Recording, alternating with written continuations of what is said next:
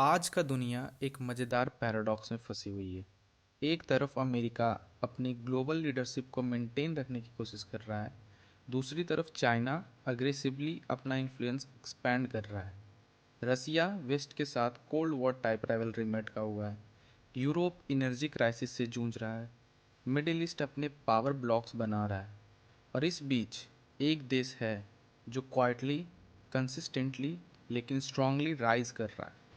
वो देश जिसको दुनिया अब सिर्फ एक मार्केट या डेवलपिंग नेशन नहीं बल्कि एक डिसाइसिव जियोपॉलिटिकल प्लेयर के रूप में देख रही है। That country is India. और हम इस वीडियो में एक सिंपल सवाल का डिटेल्ड जवाब ढूंढेंगे। Why does India matters in global geopolitics today more than ever before. चलिए शुरू करते हैं एक स्टोरी से।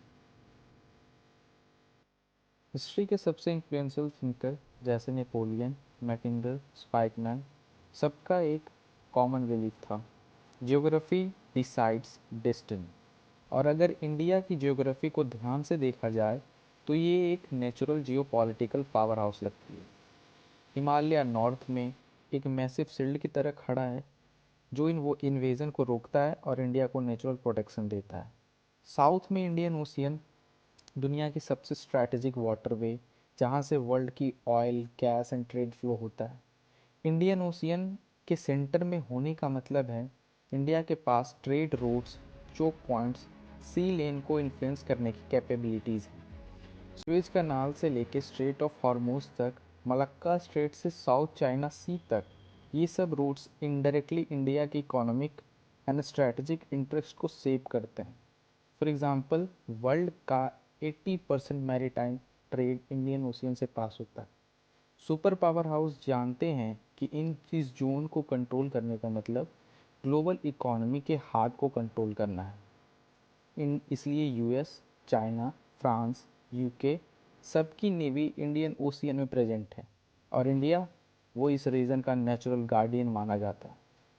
ये ज्योग्राफी इंडिया को पैसिव नहीं एक्टिव इन्फ्लुएंस देती है, चाहे इंडिया चाहे या नहीं। 1991 के इकोनॉमिक रिफॉर्म्स के बाद से इंडिया का ग्रोथ कर्व स्टेडली ऊपर ही गया है, बट लास्ट 10 ईयर्स में इंडिया की इकोनॉमिक स्टोरी एक्सपोनेंशियल हो गई है। आज इंडिया फिफ्थ लार्जेस्ट इकोनॉमी है एंड आईएमएफ प्रेडिक्शन के हिसाब से 2030 तक top third world largest economy में इंडिया शामिल हो जाएगी। आज इंडिया के पास यंगेस्ट वर्कफोर्स है। इंडिया आज एक मेजर इकोनॉमी है।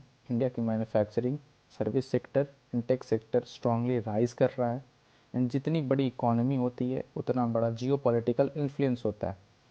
फॉर एग्जाम्पल, आज वर्ल्ड की biggest companies like Apple, Tesla, Samsung आज इंडिया में मैन्युफैक्चरिंग शिफ्ट कर रही है।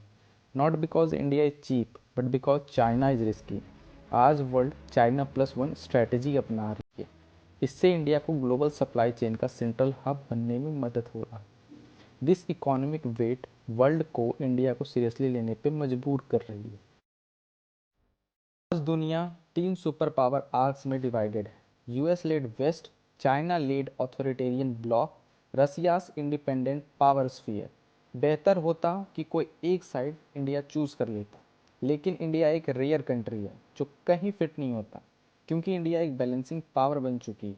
इंडिया के पास लग्जरी है वो सबके साथ रिलेशंस मेंटेन रखे विदाउट बिकमिंग डिपेंडेंट।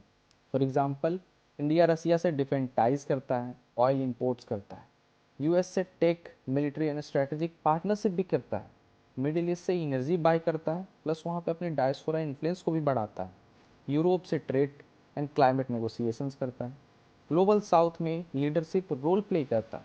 ये मल्टी अलाइनमेंट वर्ल्ड को कंफ्यूज नहीं करता बल्कि इंडिया को लेवरेज देता है। फॉर एग्जाम्पल, यूक्रेन वॉर, जब वेस्ट ने इंडिया पे प्रेशर डाला कि रसिया से ऑयल मत खरीदो, इंडिया ने कामली अपना स्टांस रखा, चीप ऑयल लिया, अपना इंटरेस्ट प्रायोरिटाइज किया और वेस्ट को भी कन्विंस कर दिया कि India is right. For the first time India dictated terms. This is real geopolitical maturity. Geopolitics सिर्फ आर्मी से नहीं, परसेप्शन और प्रेस्टीज से भी बनता है।